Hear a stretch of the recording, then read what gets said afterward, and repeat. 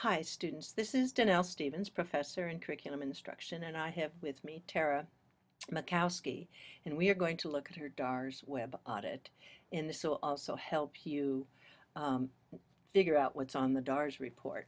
So, Terra, you want to introduce yourself? Hi, I'm Terra Makowski, and I'm getting ready to graduate from this program in about a month. So I'm really interested in how this DARS report works.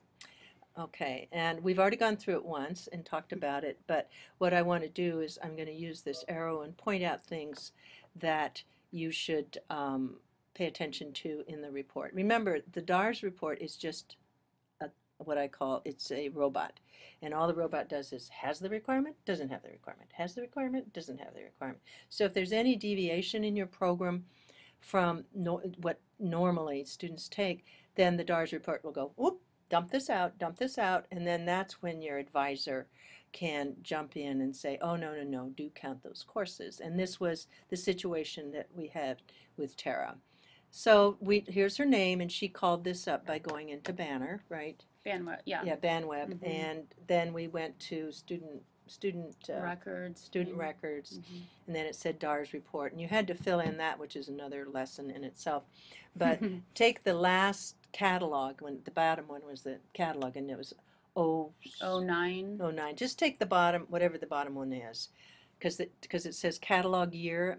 We got '08 classes in this. She also had to say whether she was a Master's of Science and or a Master's of Arts, and that decision will be made about whether you have competency in writing and reading a foreign language.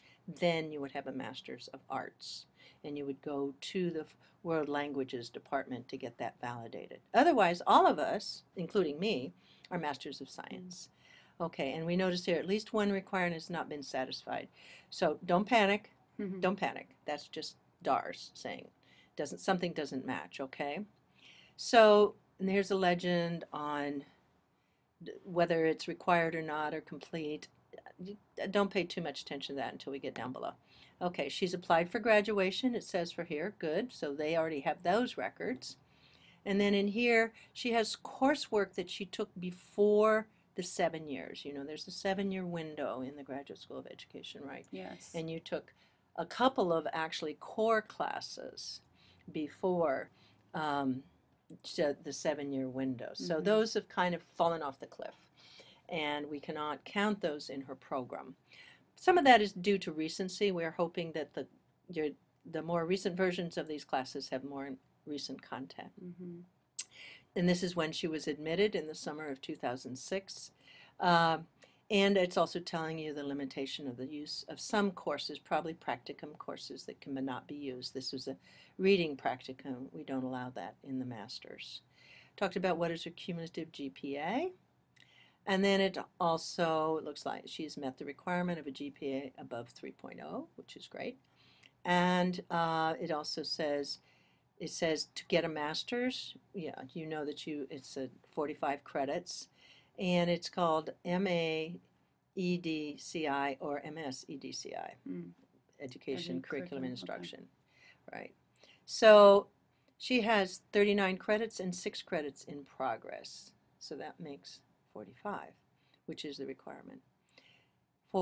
She in progress is 3 credits, she's taken 15. She needs 6 credits, which point she goes, whoa, those are core classes. Why haven't I taken them? Mm-hmm. Yeah. Those numbers are 561 and 581. They tell you right here. But she has 27 credits in electives, right? So all you needed were, what, 21 credits. So as her advisor, she might go, oh my gosh, I can't graduate. No, you come to your advisor, and your advisor then works with you to see which of these courses, because she has 27, she only needs 21, which means she has 6 credits, notice, Mm-hmm. that she might be able to use up here and substitute for these 2 courses that she did not take, that were old, actually. Expired, She's already yeah. took them. So we looked at her list, and as an advisor, I made a decision that the mentoring and coaching class that she took, which had a lot of psychology in it, would substitute for 561, which was advanced ed psych, and that what was it? Literacy, Yeah. literacy instructional strategies for ELL students would substitute, the Read 554 would substitute for the 581. What's going to happen when she finishes the current courses in progress, then the university will run a DARS report. They will send it to the department, and then Mark will write to me and say, you know, that Tara needs 6 credits, and I make the decision of where I look at this list of electives and I say substitute this for that and this for that, you know, substitute these classes.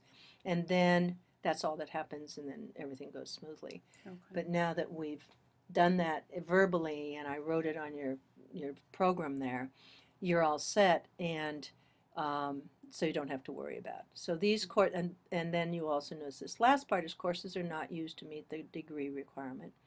Problem with these, of course, is they're old, before the 7 years. And this one, which is not, is a practicum course.